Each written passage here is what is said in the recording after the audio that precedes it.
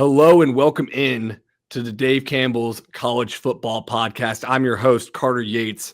Joining me from beautiful Austin, Texas is senior writer Mike Craven. And today we are doing over-under picks for every 13 of the Texas FBS colleges going into the season. Because Craven, you were saying it before we hit record. Week before the week is a tough one to figure out what we're talking about. Yeah, week before the week's always a tough one. We could talk Sam Houston, Western Kentucky for an hour. I think you and I would enjoy that maybe more than all of our listeners. And so I've always thought team totals are a good way to set expectations and narratives going into the year. So we'll get it all down on wax and we'll be held to our opinions come November. I think last year in the magazine, we were 9-4. If you applied it to over-unders, SMU and Baylor were Sam Houston as well. Were the three that we missed the most on.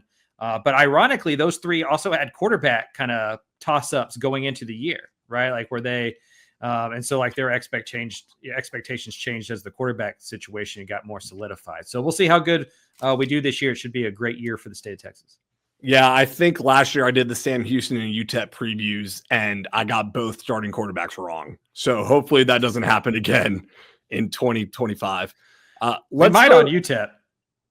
What? So we might on UTEP because I think we had Skylar Locklear in the magazine. And I think I'm starting to lean more and more towards Malachi Nelson. But we'll talk about that when we get to the UTEP section. We'll get to it. You got a lot to unpack there with that quarterback battle. Let's start off in the SEC. Texas Longhorns. They are preseason number 1 ranked team in the AP poll. Craven, you said they're going to win the national championship. So I assume that means you're picking them to go over 9.5 wins. Am I right there? I am going over 9.5 wins. I wouldn't bet this at the window because the juice is absolutely on the over. It's minus 190 on the over. So for those not familiar with betting, if you would have to bet $190 to win 100. So the odds aren't that great there. I keep going off season. I've gone back and forth on Texas is either going to win the national championship or Texas is going to go 8-4 and miss the playoffs.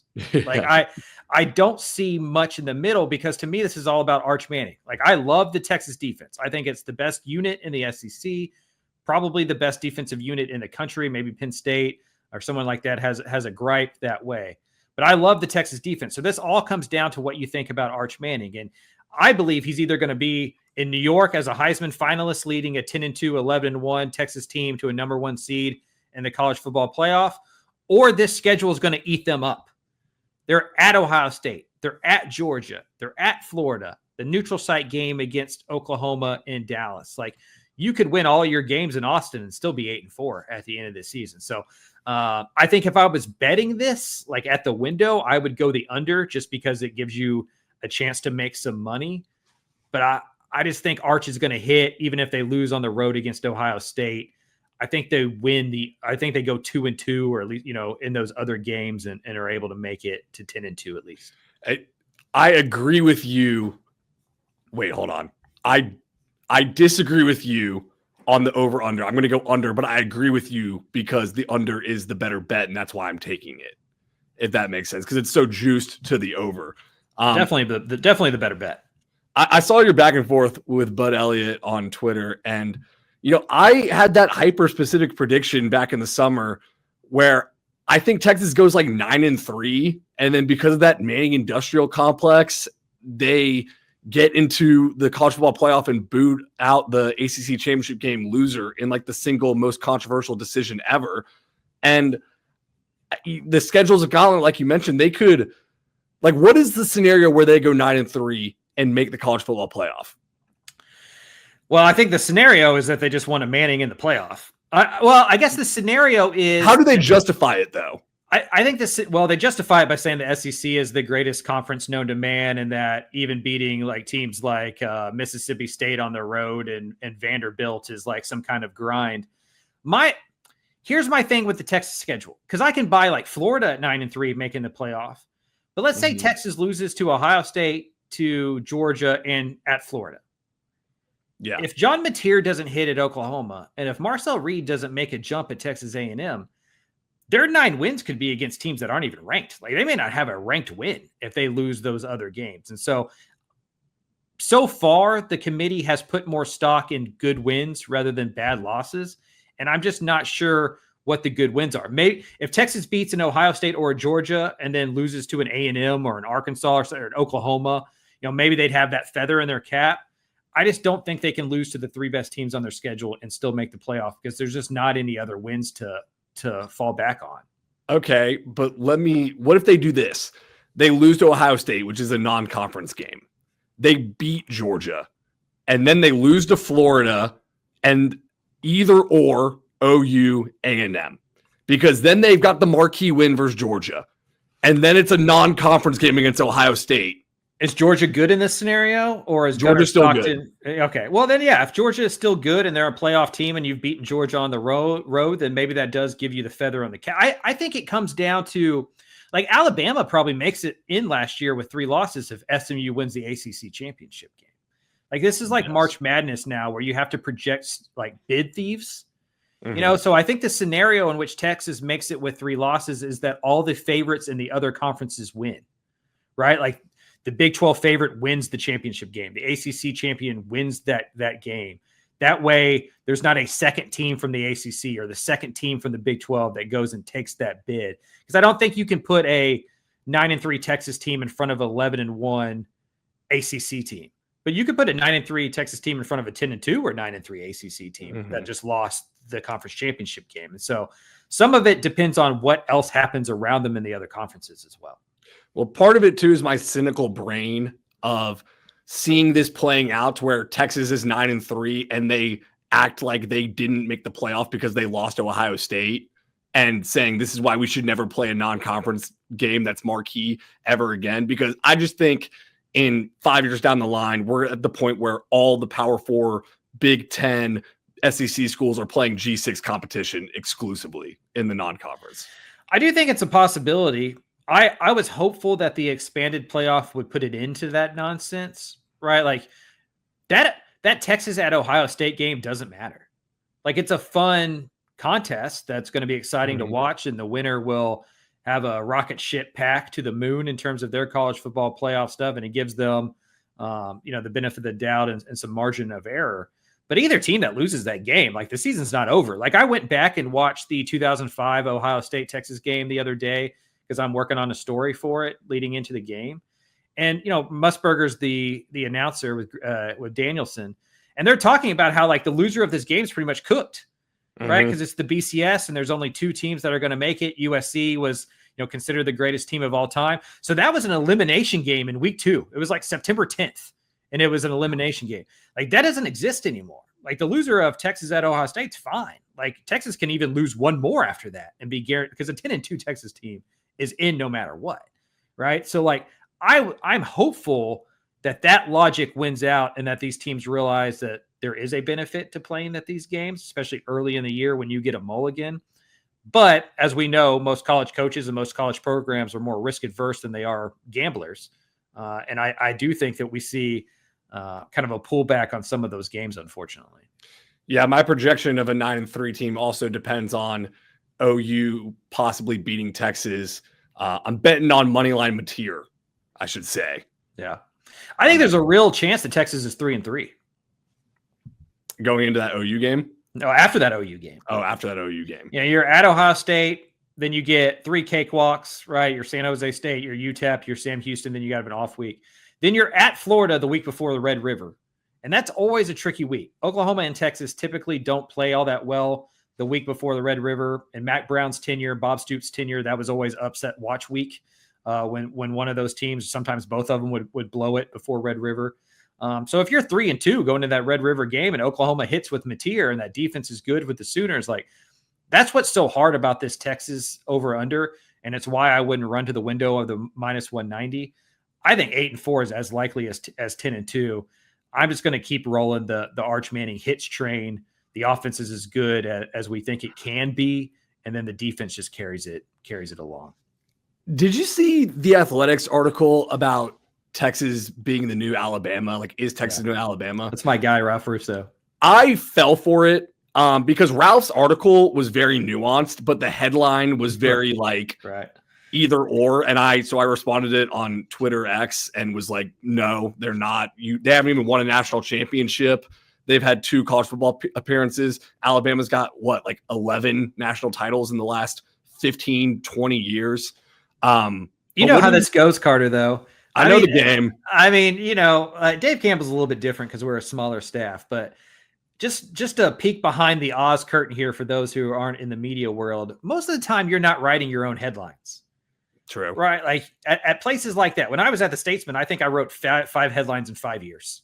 You write the story, you put the story in, the editor reads it, the editor usually assigns the headlines, to grab attention. And sometimes it can mess with you. I think the most famous one is Barry Trammell, Oklahoma City, with the Kevin Durant thing, right? Where he writes an article, an editor makes a headline that Kevin Durant doesn't like, that Russell Westbrook doesn't like. And he's basically like blackballed from Oklahoma City Thunder for something he didn't really have a ton of control over.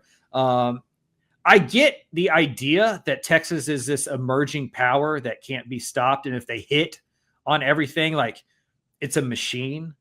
But yeah, it's probably a year or two too soon to do it. Which was, let me be clear. The article I took it as arguing Texas could be the next Alabama because they're in a booming city, because their NIL is squared away, because they're hitting on all these All-Americans and the recruiting's off the charts. I fell for the rage bait. I chomped on it like a piranha in the water. Athletic's good at that. The Athletic's good at that. New York Times, like they know what they're doing there. Hey, tip of the cap. All right. So I am under mostly because it's a good bet, I think, on Texas. You are over. Let's go to the SEC rival, Texas A&M. 7.5. What is your pick here, Craven? I'm under. I do not buy the Marcel Reed hype train. Okay. I honestly buy it less with how much A&M is trying to force it down our throats that he has evolved. Brother, I said the exact same thing. I was scrolling down A&M's Twitter X account, and the amount of Marcel Reed throwing routes on air videos is absurd. With captions like, y'all said it couldn't be done. Yeah. Like, oh, my God. He's playing against air. Like, if they were that confident about it, I don't think that they'd be trying to build his confidence publicly. They would just wait to show it against Notre Dame, unleash it on the world, go 3-0 to start the season, and then be like, see, told you.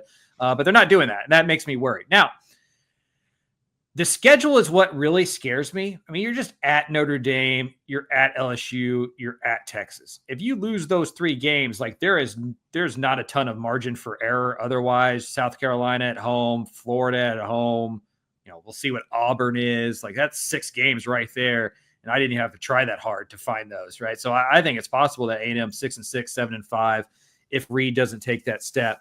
I will say this for the Aggies' benefit, like Reed doesn't need to be Peyton Manning because I think Colin Klein is as equipped to call plays for a quarterback who's maybe hamstrung passing the ball as anybody, because Colin Klein was hamstrung throwing the football and was a Heisman finalist at Kansas State. So like I've said it on this podcast, I think Texas A&M's offense is going to be the most Kansas State-ass offense that you've ever seen, and I say that as a compliment. I think they're going to run down the ball down people's throats. Like I think they're going to have a lot of success in that way. Just with that schedule, Marcel's going to have to beat 2 or 3 teams with his arm down the stretch in crunch time. And until he does it, the thing that scares me about Reed is that he was worse when the other team knew he was the starting quarterback. True. But also, why are people acting like a redshirt freshman who was thrust into action midseason can't develop over an offseason where he knows he's the starter? Very fair. Very fair. Yeah, I don't know. I think he is electric running the football. I like him in Colin Klein's offense. I think he's got an offseason development. The Twitter thing is scaring me with A&M social media guys, how much they're probably pumping up his confidence. But I think I'm going to pick the over on this one because I think they're going to go 8-4. Shocker. I think they're going to go anywhere from 7 to 9 wins. And so going over on 7.5 just gives me more wiggle room. Like I could see 9-3. I could see 8-4. I could see 7-5. I don't know if I can see 6-6. Yeah. I mean, I can definitely see 6-6. If that secondary doesn't take a step forward and Marcel Reed's negative in the passing game, I can absolutely find 6. But I just think Elko's going to get that secondary right in year 2. Yeah, I agree. I think so as well. I think so too. If it was last year's schedule, I'm hammering the over here. It's just that all of those big games are on the road. And last year, you steal the home game against LSU. You dominate Mizzou at home. I just don't know if you're able to do that, flip it on the road. And then South Carolina is better. To me, it's Florida and Auburn. Like, what do you think about Florida and Auburn? If you're low on those, if you're down on those teams, if you don't think Lagway is going to be healthy and you don't believe in the Auburn resurrection, then yeah, A&M should get to 8-4. I'll tell you, I saw the Hugh Freeze throwing his visor down clip yesterday in Auburn practice. So I don't know if Hugh Freeze is believing in Auburn right now either. And the 3 different coaches calling plays on 3 different downs thing. I don't know if you saw that, but they got what the hell? They got one coach for first down. Hugh Freeze is calling second down. They got a different coach for third. That way they can worry about the strategy of first down strategy, third down strategy. And I don't know. It's like a whole thing. We're going to go off the rails here, but I had a couple Auburn things I wanted to talk about. I was going to save it for Baylor, but screw it. We're going to talk about them now. If I'm Jackson Arnold and I need a confidence reset and a boost, I don't know if I'm going to Hugh Freeze Auburn. Like, that's a tough draw. And then did you also see the thing how I was reading a Jackson Arnold ESPN piece about how he hit rock bottom at OU's coming back stronger. And let me be clear, OU totally mishandled Jackson Arnold. Like, I've said that before. But he said in the article, it was almost easy this spring throwing to those guys, talking about Cam Coleman, Eric Singleton, the wide receiver is going to be awesome. He said it was almost easy this spring throwing to those guys. For me, all I've got to do is be a point guard and just distribute the ball. And then Freeze was asked if the defense took it easy on Jackson Arnold this spring, and Freeze said yes. Yeah. Not what you want to see. I do think that is a common occurrence in offensive head coaches versus defensive head coaches. Like, I think Brent Venables and defensive head coaches like him sometimes have a hard time taking the DC hat off and trying to dominate practice. And I do think there's something to, you've played the position. I do think there's something to like instilling some confidence midweek to it. You know, like, you don't need to blitz them every down, like you don't need to come after them on Tuesday of game week against Texas. And reports are in Oklahoma, like Venerables doesn't back off anybody, right? Like, he's going to challenge you on Tuesday, on Wednesday, in May, in August, like a green eggs and ham situation. And so I'm with you though. Like, Hugh Freeze is, but you can't say it. You can't say it. You can't tell Truman he's in the Truman Show. And that's Hugh Freeze's problem as a head coach, is like, he says some things that are probably true, but head coaches don't say out loud for reasons that they're not, like you're going to kill the confidence of your player. Like last year, he blamed the quarterback. He told everybody it was a personnel problem. It's like, well, I mean, there's only so many plays I can call. Like, look who our quarterback is. It's like, brother, you brought in that quarterback. Like, you're the one with Peyton Thorne as the guy. I just, as a spoiler alert, I don't buy Auburn with Hugh Freeze. I think he's a fired head coach by the end of the year. But I have A&M losing to Notre Dame, to Florida, to LSU, to Texas, to South Carolina. That's 7-5. So that's your Texas A&M preview, featuring a big Auburn breakdown in the middle of that. Craven is under on A&M. I'm over. That means we're different on both SEC teams. So we'll have a little organic disagreement here. Let's see. We have the same thing going in the Big 12. Let's go Texas Tech here. 8.5 win total. That's the highest of all the Texas teams in the Big 12. Craven, what do you have here? I am a reluctant over. Why reluctant? I'm just so scared at how this thing comes together in year one. Like, I think Florida State last year really broke my brain in terms of these like transfer portal heavy teams. Like, they're going to have 5 or 6 new starters on offense, 6 or 7 new starters on defense, a new offensive coordinator, a new defensive coordinator. Like, man, that's a lot of turnover to hit the ground running, to go 9-3 or 10-2 and get into the conference championship game. The other part is they have 3 really, really tough games on the road. At Utah is one of the tougher places to play in college football. I'm not sure I'm as high on Utah as some of my buddies in the industry, like Bud Elliott, who I think believes Utah could win the Big 12. I'm not sure that quarterback transfer can do what he does in the Big 12, what he did last year in the Mountain West. at Arizona State, at Kansas State. If you lose those 3 road games, you have no other margin for error. The good news is that the home schedule is pretty easy. So I think that they're going to go 9-3. I think they're barely going to hit the over on this, but that road schedule and just the amount of newness on the roster and in the coaching staff just concerns me because, we're Joey McGuire guys. We think this program's on the way up. They have lost some games that they're not supposed to. If they do that again this year, they're going to go 8-4, 7-5, and they're going to miss the over.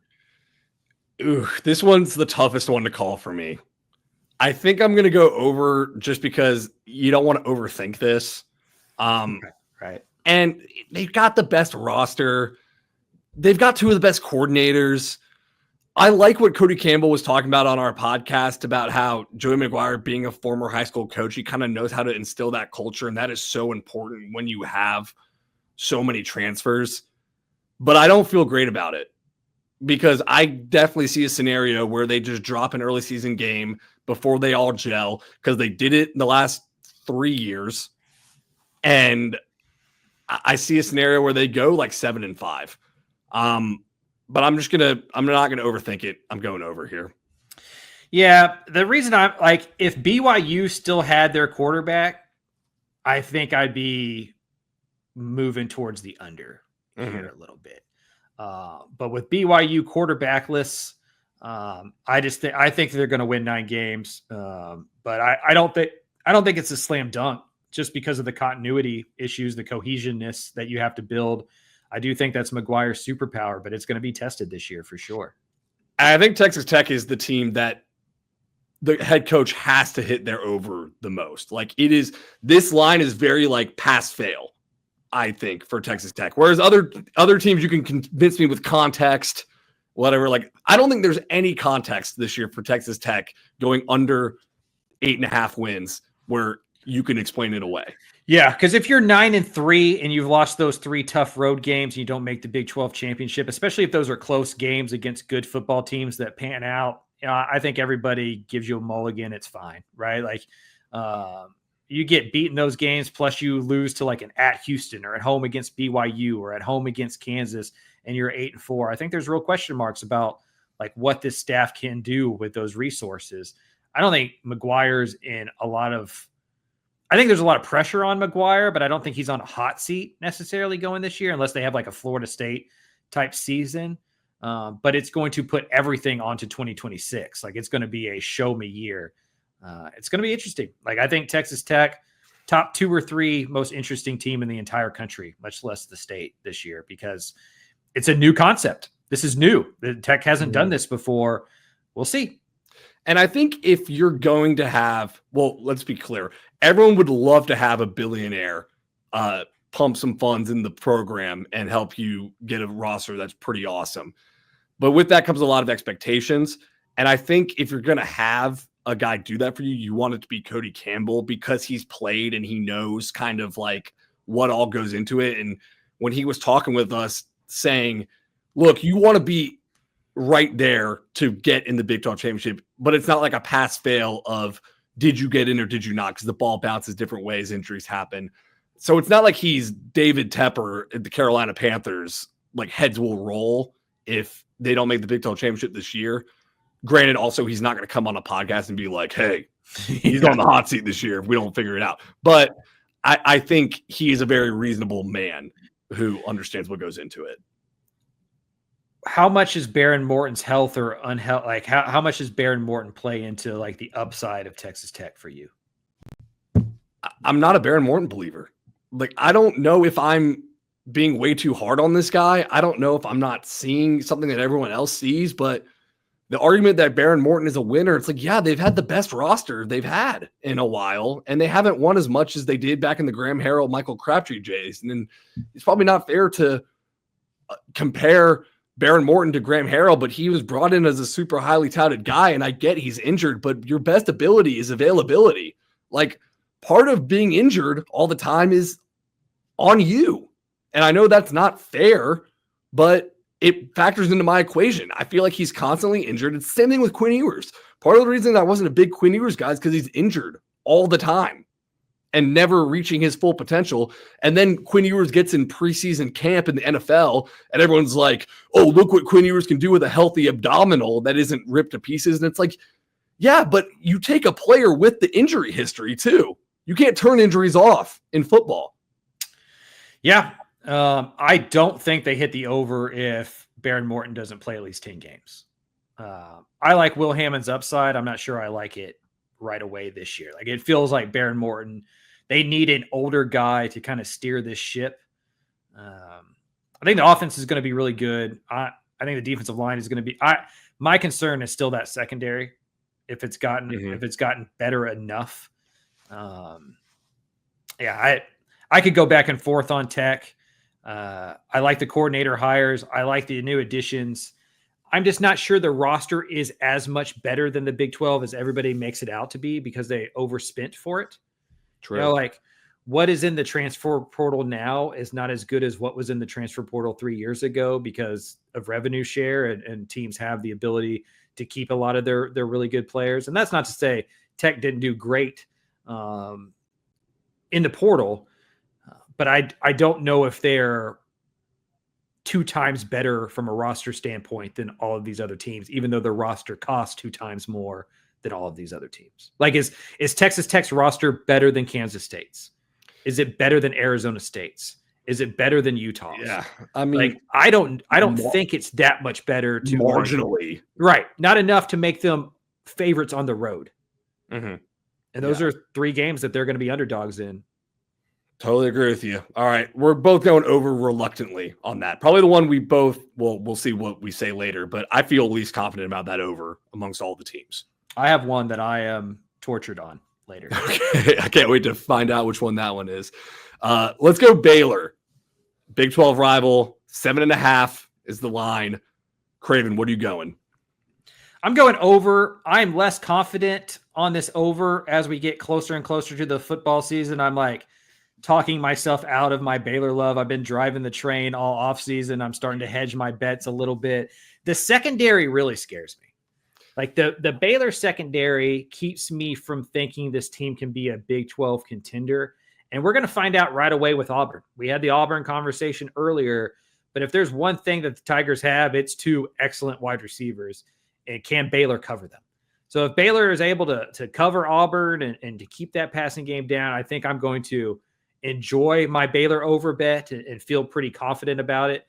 But if they lose that opener and that secondary gets torched by Auburn, it's going to be a stressful football season. I think it's possible that Baylor's in the exact same position that it was last year. Yeah. It's 2-4 halfway through the season and they need a real run late. I would wait to bet over under win total until after that first month of the season when they could be 2-4, because it is Auburn week 1, SMU week 2, Arizona State week 4. Like, you're going to know right away whether this is hitting or not. So I think I would wait until 2-4 and then maybe go the over. I went back and forth on this one too. I'm pretty tortured on it. I was leaning under, and then they dropped the chrome helmets again, and I was like, maybe I got to go over here. I think I'm going to stick under. And part of it is because I just don't know if Dave Aranda's the long-term answer at Baylor. And I think at some point, they also got so much variance every year. Dave Aranda, every year, it's like the Mike Gundy thing. It's like every year you think Oklahoma State's going to be awesome, they suck. And every year you think they're going to suck, they're going to be awesome. And I feel like Baylor's got a lot of hype, and I'm going under. And they've already had 2 really big injuries. You know, Devin Turner with his ACL that he suffered in spring, he was going to be one of the starters at safety, and that he's going to be out for the year. And then Dawson Pendergrass, the running back, being out for the year is a huge injury. And I know that they have Bryson Washington, and Bryson Washington is going to get 20 to 25 touches a game. He's going to go over 1,000 yards, possibly the best running back in the Big 12. But it's a violent sport in a violent position. And to count on him to be there for 12 games is tough. And with Dawson Pendergrass, not only did you have kind of a change up during the games that Bryson Washington was playing, you had an insurance policy for if he gets a sprained ankle or a nicked up shoulder or whatever, and he's going to miss a couple games, where you have Dawson Pendergrass and then those young guys to carry the load. Sawyer Robertson, you can count on him to run the ball. But if Bryson Washington goes down now, you have no experience behind him. It's a couple redshirt freshmen and a true freshman running back that's going to be counted on. We talk a lot about Sawyer Robertson. I think when you think of a Jake Spavital offense, you think of the passing game. But Baylor got better last year because they started running the football, and that opened everything else up. And if they get an injury to Washington at that spot, especially early in the year, you're putting a lot on Sawyer, and this could become a 5-6 kind of win season, to your point, because that defense needs to take a step forward. And I have faith in the front seven. I just am terrified of what that secondary is going to look like. Yeah. I'm also just a bag of contradictions because I picked Sawyer Robertson as my fantasy quarterback, and now I'm picking them to go under. And maybe them just having to throw the ball every single play. Might be in some shootouts. Baylor's in a tough spot right now with those. They're already caught the most injury bug of any Texas team. Yeah. The two most brutal losses I can think of. I know Texas had Andre Kojo, but Devin Turner was supposed to be your bona fide safety starter. Was the piece you felt the best about on a secondary unit that you have the most questions about? And then Dawson Pendergrass is huge. Yeah. So Caden Jenkins kind of returning to form is a big X factor for this team, one or the other. If he doesn't, I think they struggled to get to 8 wins. If he does, they could be a Big 12 contender. Let's go to TCU. Their line is 6.5. Craven, what do you have here? So I am within a game of all of these over and unders, right? If it's 5.5, I'm either at 6 or at 5. If it's Let me tell you something. Vegas is smart. They know what they're doing. Yeah. If it's well, they read Dave Campbell's magazine and they're within a game of all this stuff.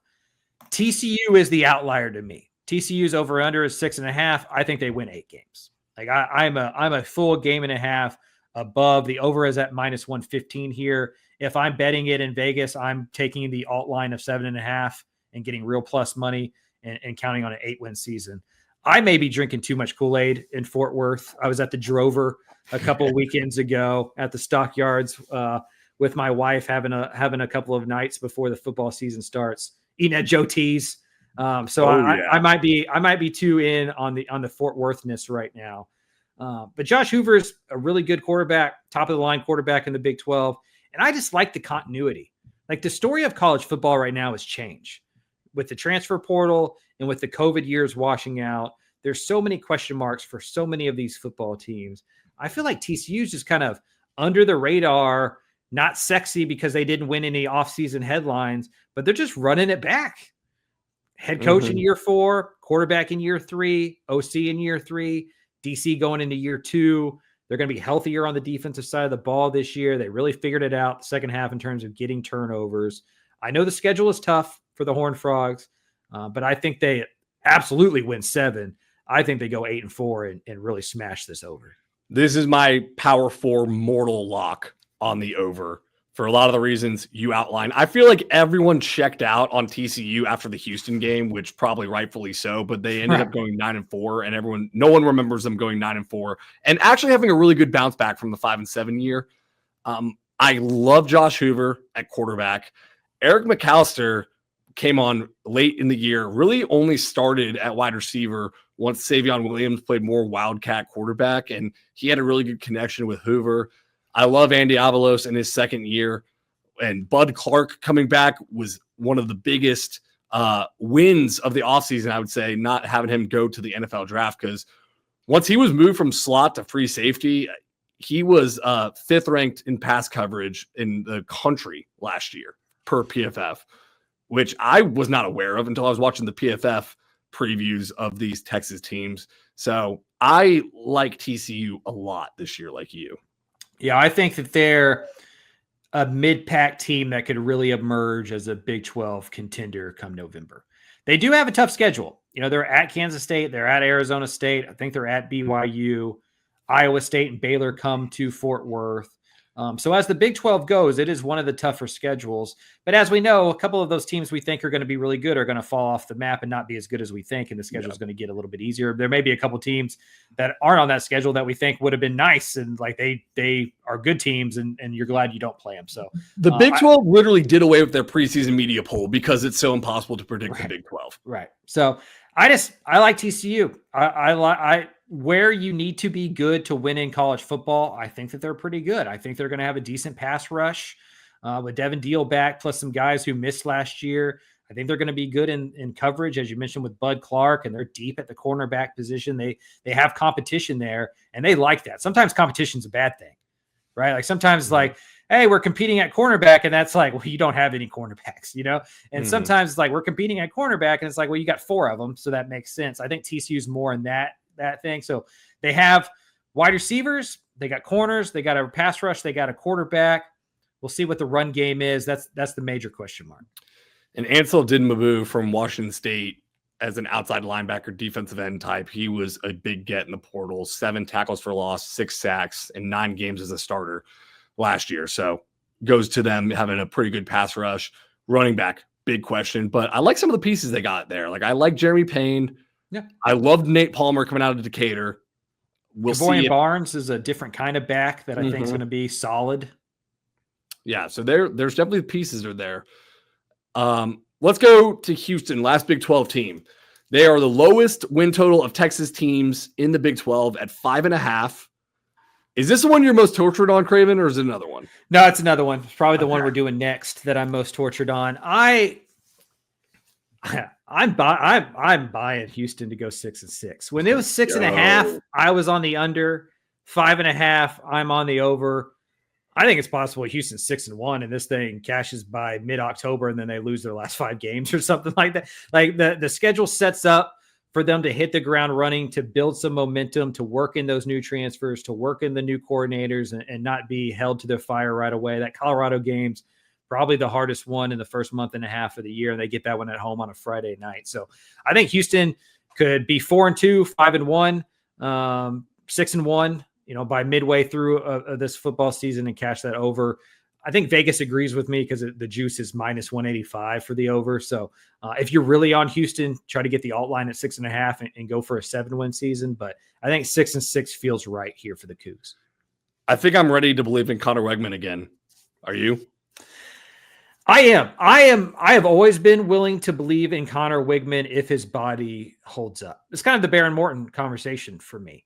In a video game where you can move the sliders to or eliminate injuries, I'm a huge Baron Morton guy and I'm a huge Connor Wegman guy. Their bodies just haven't matched that.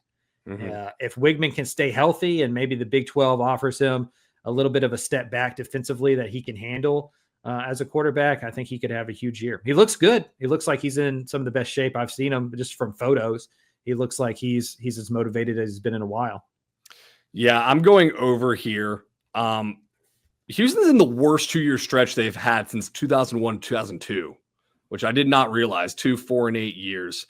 And the transfer portal giveth and taketh. So Connor Wegman is one of 9 transfers on the offense that are probably going to start. Offense should be a lot better. I think the defense is going to be worse. I think they might win games in shootouts, whereas last year they lost games in slugfests. They lost I believe it's 6 of their top 7 production guys just left the program in the transfer portal on that defensive side. And I don't know if I love the Austin Armstrong hire. Excuse me.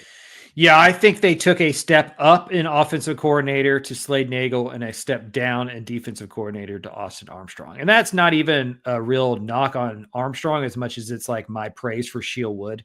And I think it's one of the reasons that they lost some guys. But, Armstrong started last year as the play caller at Florida and did not end it as the play caller at Florida on the defensive coordinator. So this is a big, big year for him as a young defensive coordinator trying to figure it out. And I also saw Reese Davis had a Willie Fritz stat about year 2s and Willie Fritz eras. So over his career, Willie Fritz is 30, 25, and 1 in year 1s at all of his schools. And he's coached at every level of football. And then 44 and 17 in year 2s.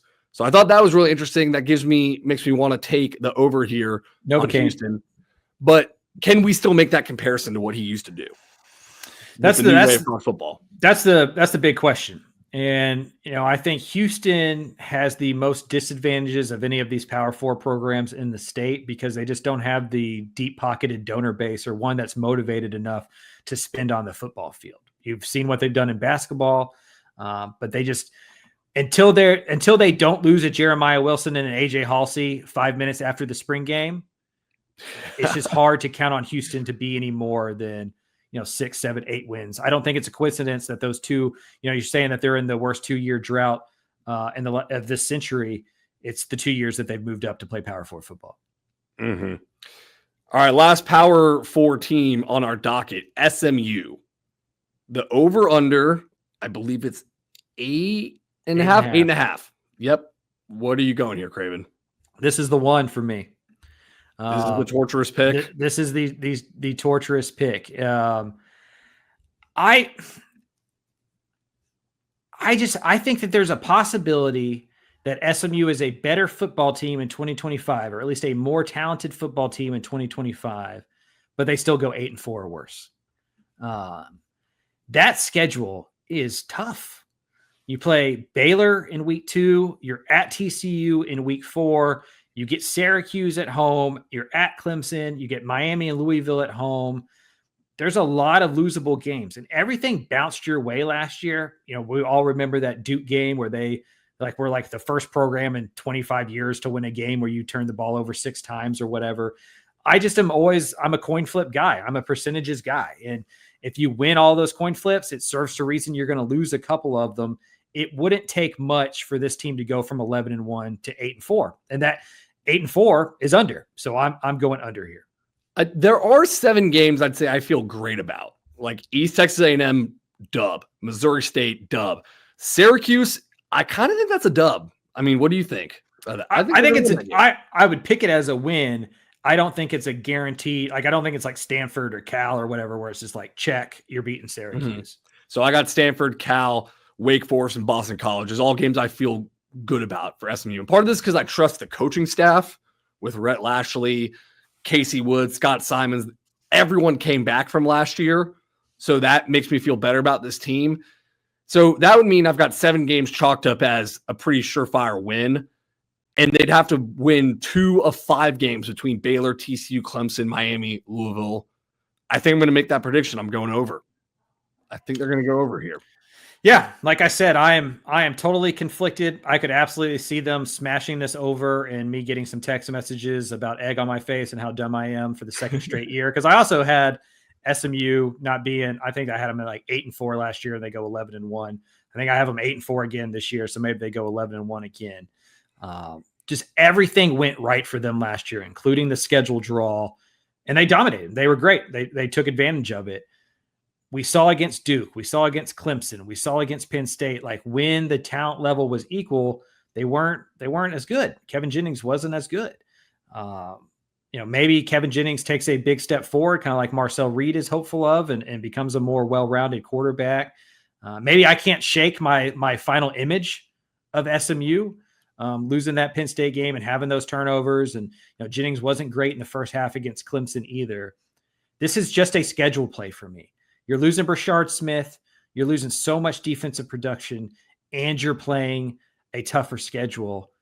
I think the floor is raising for SMU, and the talent is getting better and better. But a lot of that talent is really young. I don't know. I'm going under. I think they lose a game or two that they shouldn't. They lose a couple of games that they should. They end up, which is, I think, a good year. 8-4. If your first 2 years as Power 4, you're like 19-5 in the regular season, that's incredible. So I'm not saying SMU is going to take this huge step back. I just think they're going to lose 4 of those games. I think they lose 4 of Baylor, TCU, Syracuse, Clemson, Miami, Louisville. But the reason I'm so conflicted on it is the way I normally do this is I count all the automatic wins, I count all the automatic losses, I take the coin flip games, and I give you half of them. Mm-hmm. And if I did that, I'd have SMU at 9-3. Which is over. I just think there's going to be a game where that coin flip loses when it shouldn't. And I just think that they're due for one. And that's not scientific, but I just think that's how this is going to go. Well, it does feel like the football gods will have their revenge for SMU winning the Duke game. Right. And that could be Syracuse or a game like that maybe we're not looking at as closely. I think Louisville is really good. I think Miami is really good. I think Clemson is really good. Baylor and TCU, we just talked about being solid Big 12 contender teams. Like, maybe this is just my age and like not being able to let go of like what SMU has been for most of my life. But just the idea that SMU walks into the Power Four and goes 11-1 and then like 9-3 or 10-2 again, I just think it may be too much for my brain to take. Yeah, that's very fair. Let's go to the group of 6 conferences now. Texas State, last year in the Sun Belt, win totals 7.5. They've been 7-5 the last 2 years. By the way, these overs and unders are just for the regular season, right? Yes. Okay. So you betting on either a 7-5 regular season that is under, an 8-4 regular season is over. Craven, where are you going? I'm going under on Texas State. I think I have them at 7-5 for the 3rd straight year under GJ Kinney. Schedule is tough. You're at UTSA, you're at Arizona State in the non-con.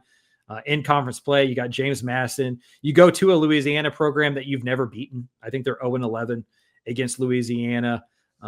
There's always a couple of games in there that it seems like Texas State has blown in the second half of the year that maybe they shouldn't lose. And so until they are more consistent and win all the games that they're supposed to win, it's just hard for me to consider them a Sun Belt conference contender. So much turnover. Like, they lost 4 defensive linemen to a Power 4 transfer. They lost a left tackle to Oregon. Their second best offensive linemen's in the NFL training camp. Quarterback's gone. Joey Hobart's gone. Like, there's just so much turnover. I believe in GJ Kinney, the talent evaluator. Maybe this is a 2023 type season where a lot of these unknowns just hit and we're like, holy crap, Joey Hobart's great. Ishmael's great. But I'm going to have to see it before I put my money on it. I'm taking 7-5.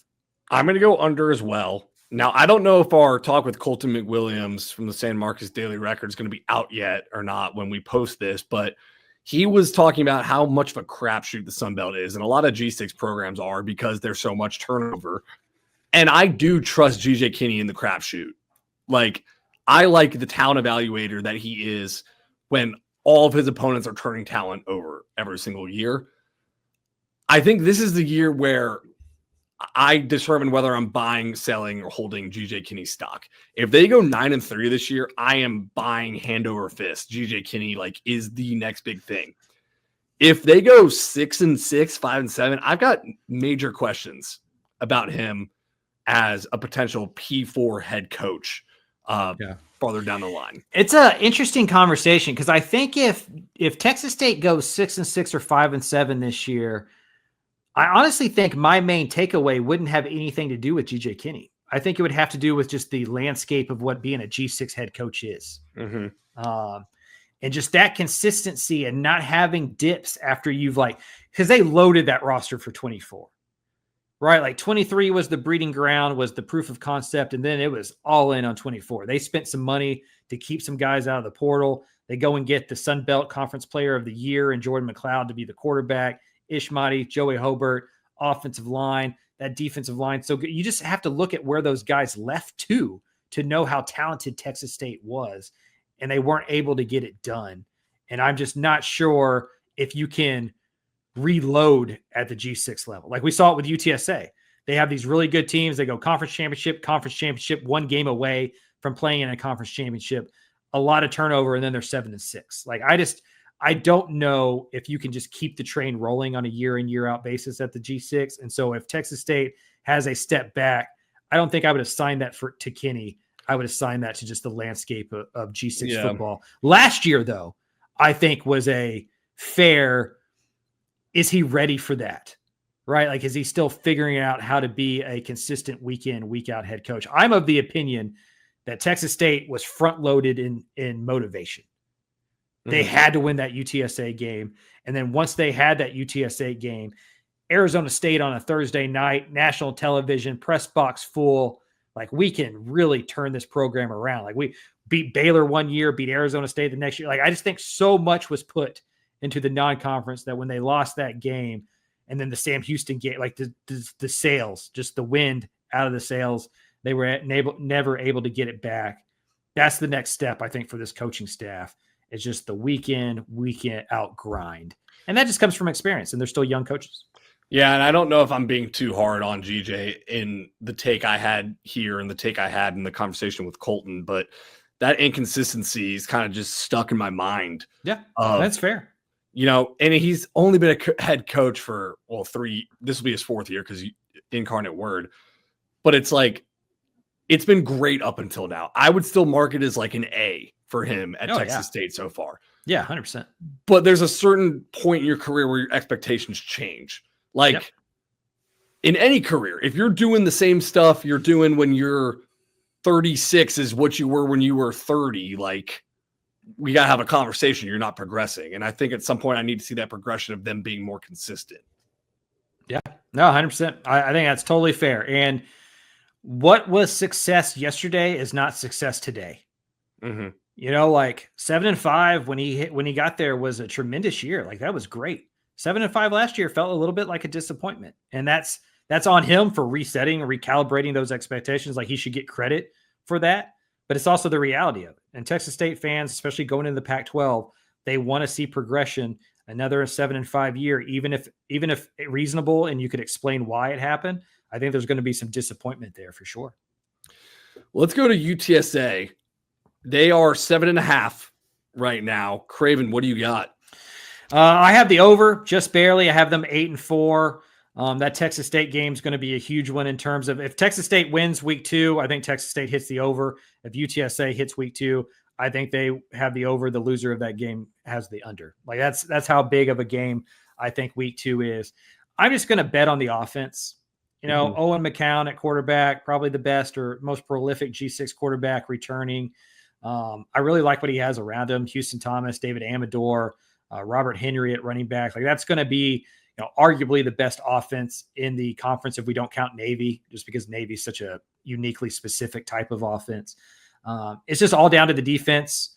If they can improve, they were very sloppy last year. I've said this on the podcast. There was only one other team that had over 1,000 penalty yards. It was UTSA and SMU played 2 extra games. Mm-hmm. And so I'm just going to count on Jeff Traylor fixing that.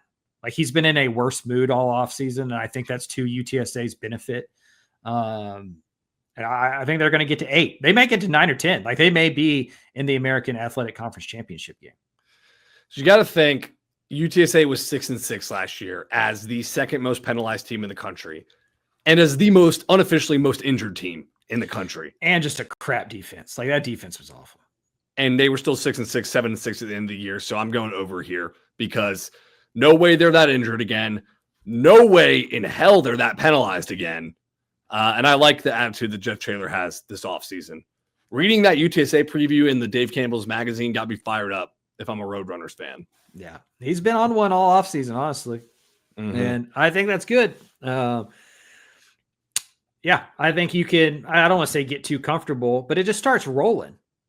And it's just easy to kind of forget how it got rolling. And you just think the kinetic energy is just going to keep it going. You lose Frank, you lose Rashad, but we have leaders in the locker room. We're going to be fine. And I just think they overestimated the leadership last year, and they've kind of got back to square one of building that. And that's always been Traylor's key to success, honestly, is high scoring offenses and then just a lot of leadership in the room, a player-led team. And they got away from that last year.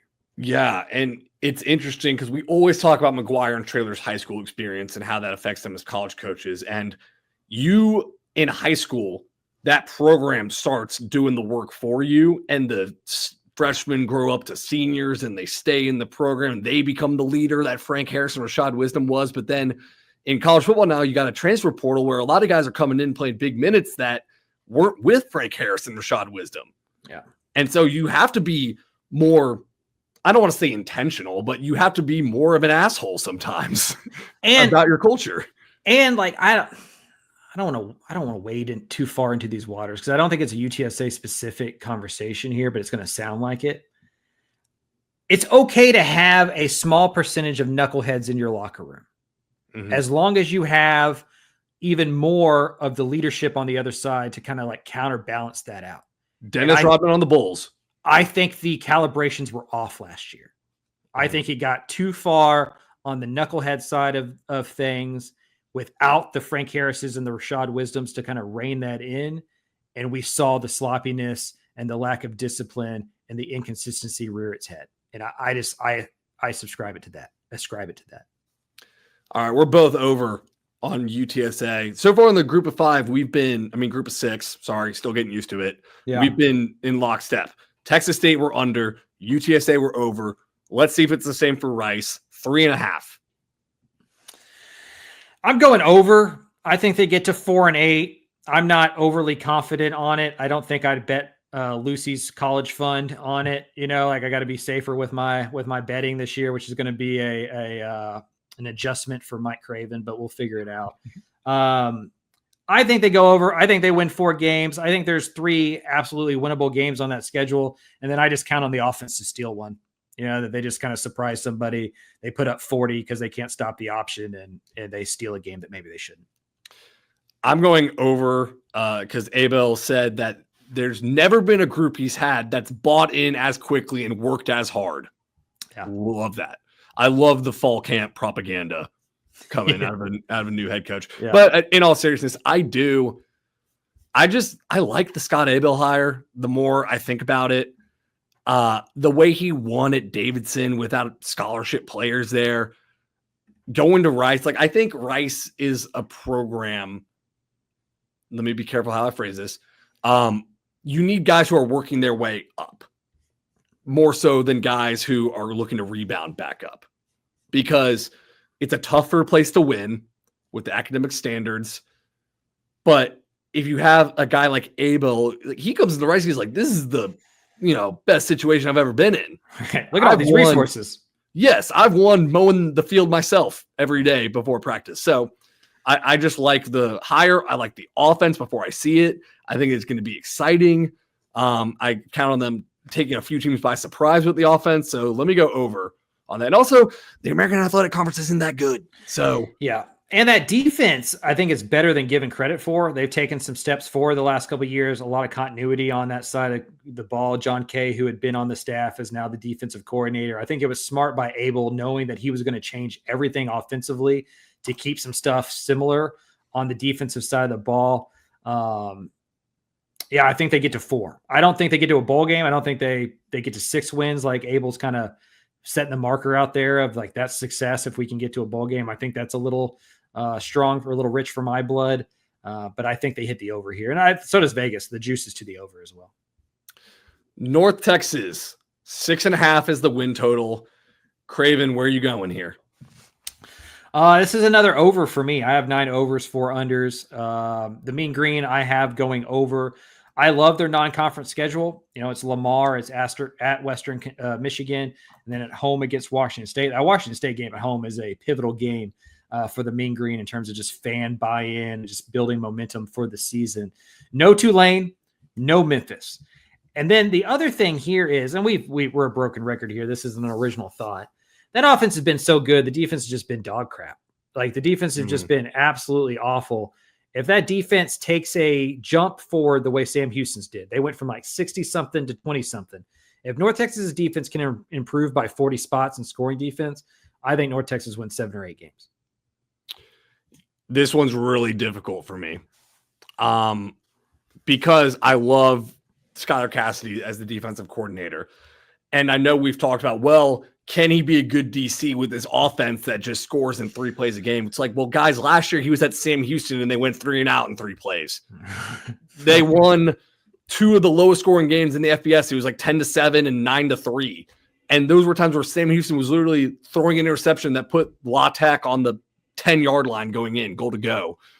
But I just don't know if I see Eric Morris as a long-term solution at North Texas. I don't know if I've been a fan of how North Texas has looked in his first 2 years, because the offense has been so good and the defense has been so bad. And I don't think they made enough changes from year 1 to year 2. And it gives me pause on if I believe in them for this upcoming year. Yeah, still no quarterback solution. I do think that they're not as good at that position as they were with Chandler Rogers or with Chandler Morris. I think the running game, honestly, we're going to see more of a North Texas run game. They're not going to be Army or Navy, but I do think they're going to run the ball with greater success. I just really love the North Texas schedule, and they've been close.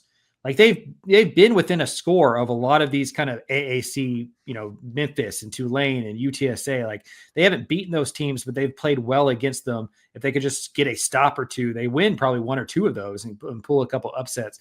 I just really like the back half of the schedule. I mean, here are 4 out of their last 5 games are Charlotte, UAB, Rice, and Temple. Cake. Right. I mean, you should go 4-0 in those. I mean, there's a Navy game mixed in the middle at home, which is going to be tough for you. But if you can win those last 4 games and you can win 2 or 3 at the beginning, they need to go over. Like they need a winning season. They need to go win a bowl game. Like I think year 3 is pivotal for Eric Morris. Ironically, I may have more questions about the offense than the defense. If they go under, I'm all the way out on the Eric Morris tenure there. If they go under, I think Eric Morris is the I think Eric Morris is the guy on the hottest seat in the state. Mm-hmm. Because I think McGuire gets another year, no matter what happens for the most part. Sonny Dykes went to a national championship game. The Dave Aranda stuff at Baylor, I can be talked into if the bottom falls out again, but they really want him to be the head coach. And I just think they think that they've got that turned around there, especially in recruiting and just kind of the off-field stuff. Everyone else is too early in their job or too established, like a Sark or a Lashley Trailer. Those guys aren't getting fired no matter what. I think Eric Morris is the most like prove it to me head coach in the state. It's a huge year for North Texas because you got rid of a guy who could get you to 6-6, 7-5. Like that was the whole thing. Like Latrell's floor was very high. The ceiling was very low. And they thought bringing in a guy like Morris would raise the ceiling. Well, it's been mostly the same. And so it's just not what you bargained for. It's not what you paid for. I agree with you. I think this is a huge year for Eric Morris. Right now, I'm convinced he's a fantastic offensive coordinator. I'm just not convinced he's a fantastic head coach. And he's going to prove it this year. And to show how much I'm teetering, I've crossed out my selection twice already on the over or under. I'm going to go over. Don't feel great about it. Big year for Eric Morris. Show us something there. All right, let's go to Conference USA to close it out here. We got UTEP at 5.5.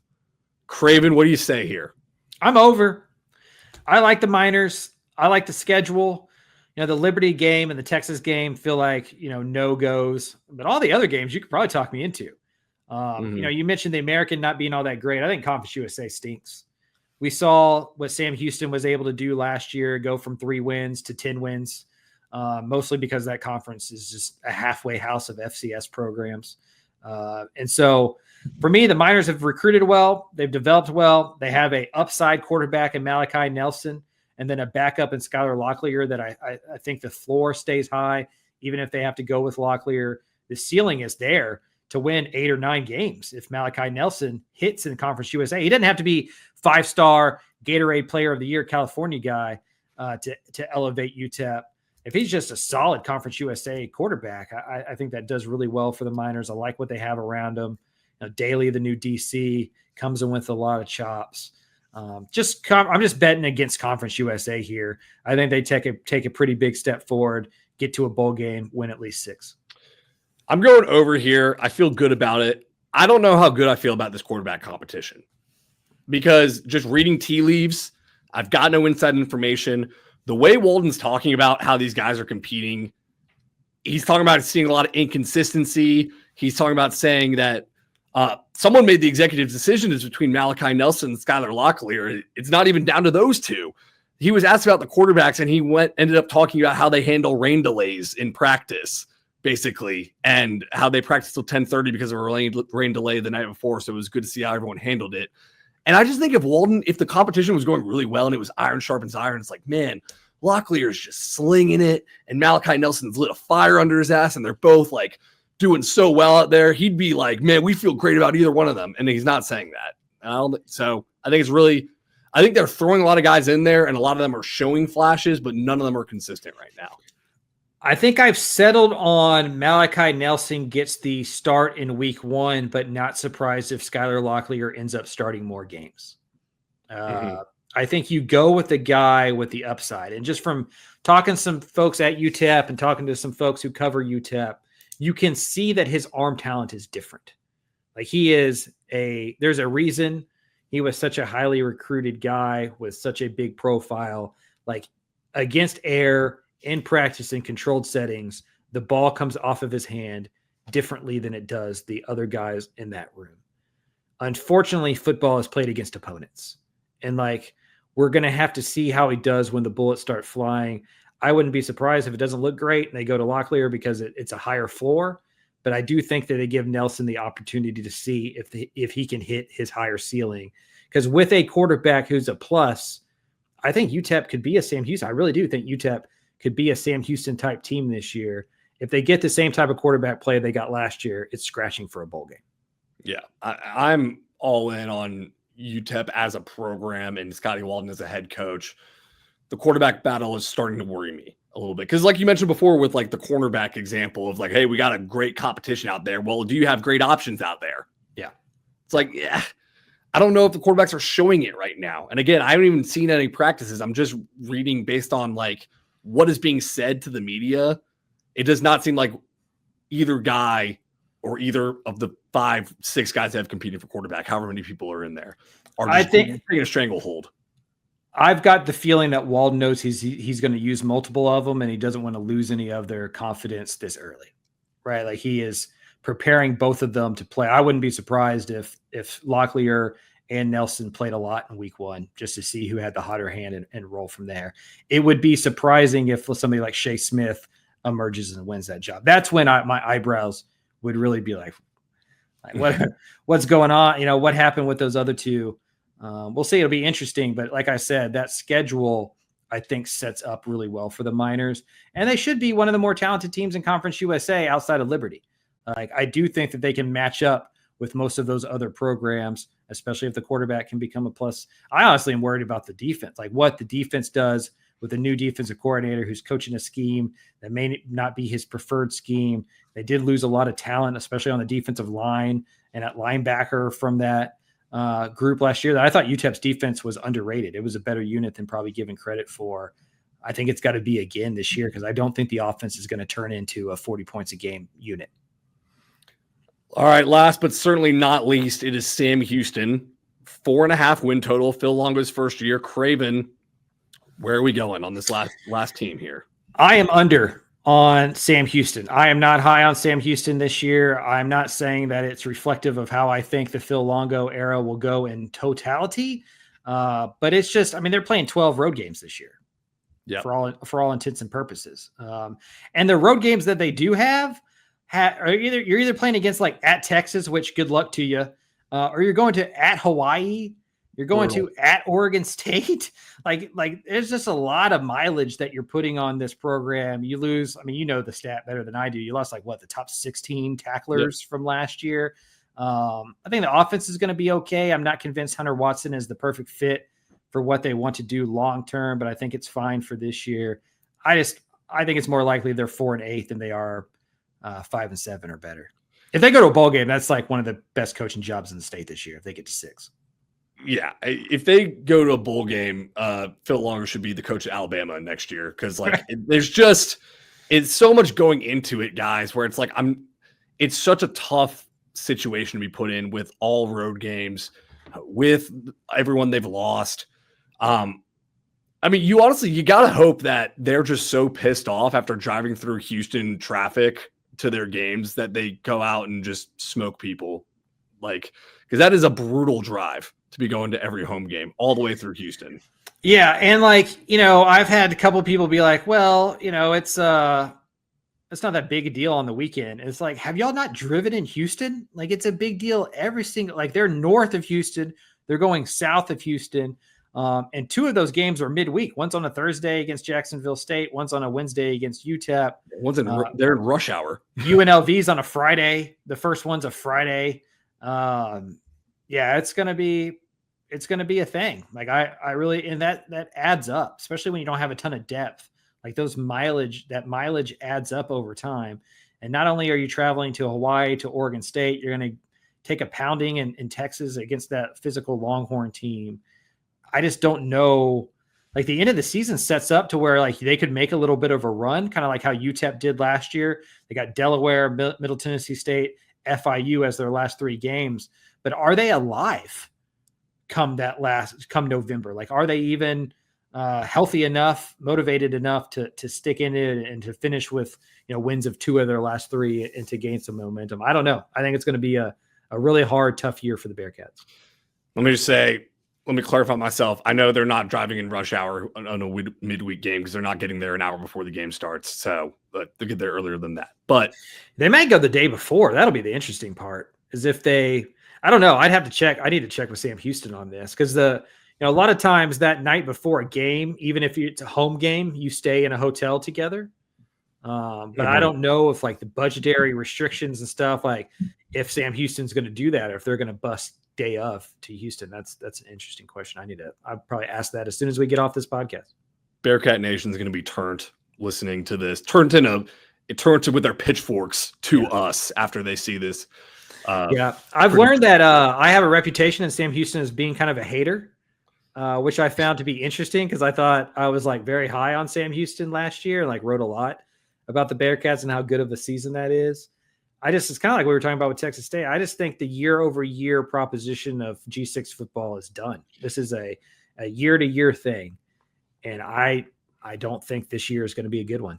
Your reputation is probably still better than mine, because the Dave Campbell's Twitter posted the 3-9 record prediction I had, and one of the Sam Houston burners responded for me to shove it up my ass. So that probably I'm probably lower on the totem pole of Sam Houston media members than you are right now. That's pretty good. That's funny. Yeah. Sometimes you got to tip your cap. I was like, look, I got to stick by the prediction, but like, that's very fair. Yeah. That's a good old school kind of, shut up your ass. Like, it was a full diagram and everything. It was like a guy rolling over and like it was how to shove it. Yeah. It was not just like go shove it. It was like, here's step by step how to shove this. In case you were unaware, here's how you would actually do it. That's great. That's good stuff.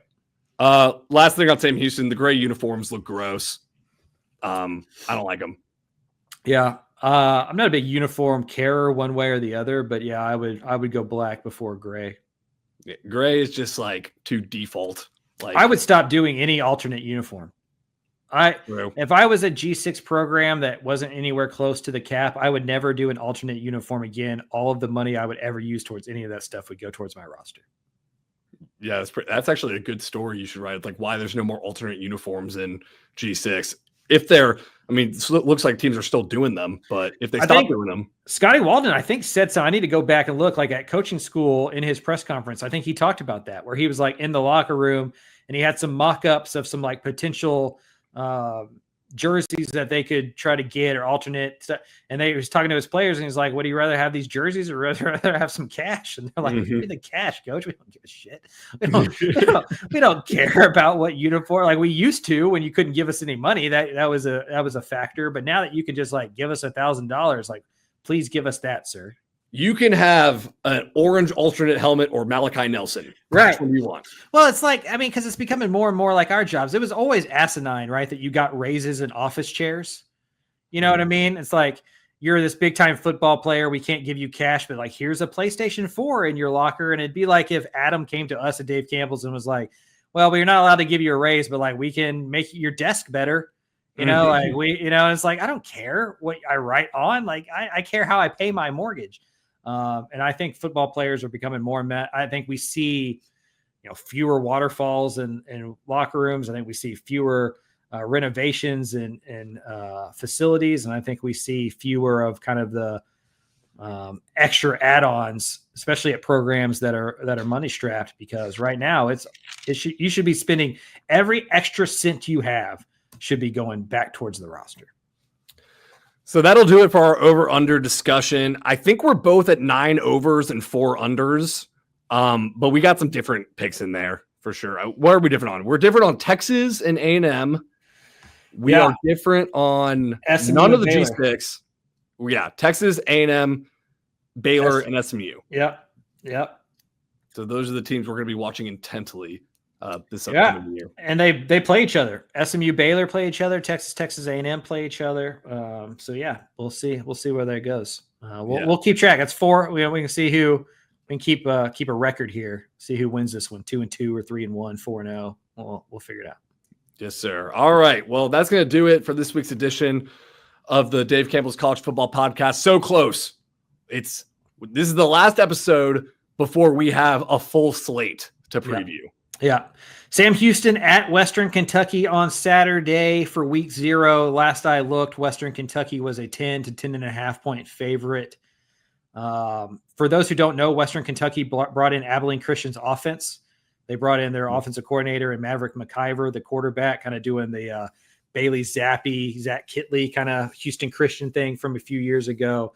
I think Western Kentucky is a real contender in Conference USA. I think it goes Liberty, then Western Kentucky on the road. That's a tough week 0, tough first game for Phil Longo and the boys. I think I'm leading Western Kentucky in the points.